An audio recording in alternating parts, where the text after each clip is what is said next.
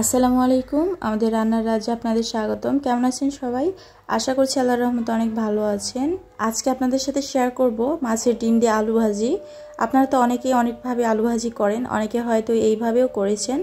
তবে আজকে আমি যেভাবে শেয়ার করব এইভাবে অবশ্যই যারা এখনও মাছের ডিম রান্না করেননি তারা একবার করবেন, ইনশাল্লাহ খেতে অনেক বেশি ভালো লাগবে। প্রথমে এখানে আমি নিয়েছি মাছের ডিম, এখানে হচ্ছে রুই মাছের ডিম নিয়েছি। আপনারা যে কোনো মাছের ডিম দিয়েই কিন্তু এই ভাজিটা করতে পারবেন।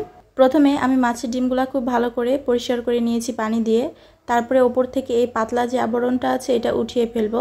এরপরে আলতো হাতে আমি একবার পানি দিয়ে পরিষ্কার করে নিয়ে সে পানিটা ফেলে দিয়ে এখানে হচ্ছে মাছের ডিমগুলো নিয়েছি, তার সাথে হচ্ছে আলু কুচি করে নিয়েছি। আমি খুবই পাতলা করে কুচি করে নিয়েছি, আপনারা আপনাদের পছন্দ মতো কুচি করে নেবেন। এরপরে হচ্ছে দিয়ে দিলাম এখানে স্বাদ মতো লবণ আর সামান্য একটু পরিমাণে হলুদ। আদা রসুন আর জিরা বাটা নিয়েছি এখানে হাফ চামচেরও অনেক বেশি কম, খুবই সামান্য পরিমাণে নিয়েছি, এতে করে কিন্তু টেস্টটা একটু ভালো আসবে। চেষ্টা করবেন এখানে আদা রসুন আর জিরা বাটাটা ব্যবহার করতে। এরপরে হচ্ছে হাত দিয়ে খুব ভালো করে এই সব কিছু চটকিয়ে নেব। আপনারা হচ্ছে ডিমের পরিমাণ বুঝে আলু দিবেন। এইখানে আমি এখানে বড় সাইজের একটা আলু কুচি দিয়েছি, খুব ভালো করে সবকিছু মাখিয়ে নিয়েছি। আর এই যে ডিম থেকে দেখবেন যে পাতলা কিছু আবরণ থাকে, ওইগুলো এরকম চেপে নিয়ে তারপরে হচ্ছে ফেলে দিতে হবে। তো আমি সাইডে রেখে দিয়ে এবার হচ্ছে কড়াইয়ে পরিমাণ মতো তেল দিয়ে দিলাম। তো আমার হচ্ছে সাদা তেলের পরিমাণটা একটু কম ছিল, যার কারণে আমি সরিষার তেলটাও দিয়েছি। এই মাছের ডিম ভাজিতে তেলের পরিমাণটা কিন্তু একটু বেশি লাগে। তারপরে হচ্ছে আমি এখানে দিয়ে নিয়েছি বড় সাইজের 2টা পেঁয়াজ কুচি, আর আছে 5-6টির মতো কাঁচা মরিচ আমি একেবারে চিকন চিকন করে কেটে নিয়েছি। এই ভাজির মরিচগুলাও খেতে কিন্তু দারুণ লাগে, তো এই জন্য আমি চিকন করে দিয়েছি। আর সাথে দিয়েছি হাফ চামচেরও কম গোটা জিরে। সব কিছু কিছুক্ষণ ভেজে নিয়েছি, একেবারে কড়া করে ভাজিনি। যখন একটু সুন্দর একটা স্মেল বের হয়েছে, কালারটা হালকা একটু চেঞ্জ হয়েছে, এবার ডিম আর আলুর মিশ্রণটা যে মাখিয়ে রেখেছিলাম ওইটা দিয়ে নিলাম। চুলার জালটা আমি এবার একেবারে কমিয়ে দিয়েছি। এইখান থেকে কিন্তু চুলার জাল কমিয়ে দিতে হবে। বেশি জাল দিয়ে কিন্তু এই ডিম আর আলু ভাজি করলে পুড়ে যাবে, তখন কিন্তু টেস্ট ভালো পাওয়া যাবে না।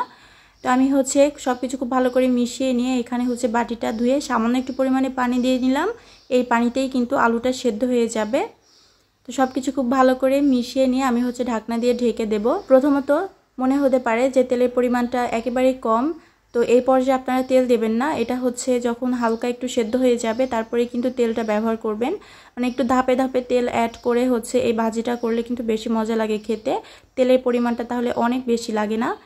তো আমি হচ্ছে প্রায় 5 থেকে 6 মিনিট পরে আমি ঢাকনাটা উঠিয়ে আবার একটু নেড়ে দেবো। চুলার জাল একেবারেই কমে দিয়েছিলাম। তো আমি 5 থেকে 6 মিনিট পরে হচ্ছে সামান্য একটু পরিমাণে তেলও দিয়ে নিলাম এইখানে। এবার তেলের সাথে ডিম আর আলু খুব ভালো করে মিশিয়ে নিয়েছি।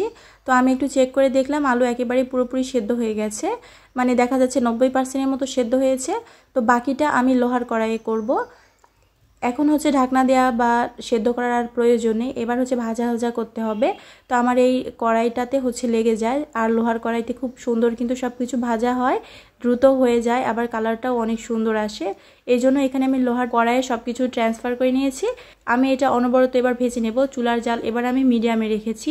এতক্ষণ পর্যন্ত কিন্তু চুলার জাল একেবারে কমই ছিল, এখন হচ্ছে আমি মিডিয়ামে রেখে এটা ভেজে নেব। তো কিছুক্ষণ পর পর ভাজতে হবে, আর হচ্ছে কিছুক্ষণের জন্য এরকম করে চারিদিকে ছড়িয়ে রেখে দিতে হবে। 1 থেকে 2 মিনিট পর পর আবারও নেড়ে চেড়ে মিশিয়ে নিতে হবে। এরকম করে ভাজলে কিন্তু খুবই দ্রুত কালার চলে আসবে, আর হচ্ছে অনেক বেশি কড়া ভাজা হবে না। অনেক বেশি কড়া ভাজা হলে হয় কি ডিম শক্ত হয়ে যায়, তখন খেতে ভালো লাগে না। আর দেখা যাচ্ছে কালারের জন্য কিন্তু অনেকে অনেক সময় নিয়ে ভাজেন। আপনারা যদি এইভাবে কিছুক্ষণ পর পর নেড়ে চেড়ে ভাজেন তাহলে কিন্তু খুব সুন্দরভাবে কালার চলে আসবে, আর মাছের ডিমগুলো অনেক সফট হবে, আলুগুলাও কিন্তু খুব সুন্দরভাবে ভাজা ভাজা হয়ে যাবে।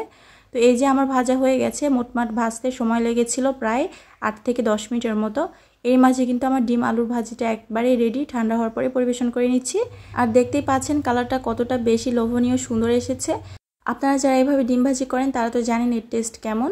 অনেকে শুধু ডিমটা ভাজি করেন, আপনারা শুধু ডিম ভাজি না করে সাথে একটু আলু দিতে পারেন, আবার চাইলে গাজরও কুচি করে দিতে পারেন। আর আজকের এই মাছের ডিম ভাজিটা আপনাদের কাছে কেমন লেগেছে অবশ্যই জানাবেন। ভালো লেগে থাকলে আমার চ্যানেলটি প্লিজ সাবস্ক্রাইব করবেন। আজকে এই পর্যন্তই থাকছে, দেখা হচ্ছে পরবর্তী আরও একটা ভিডিওতে। আল্লাহ হাফেজ।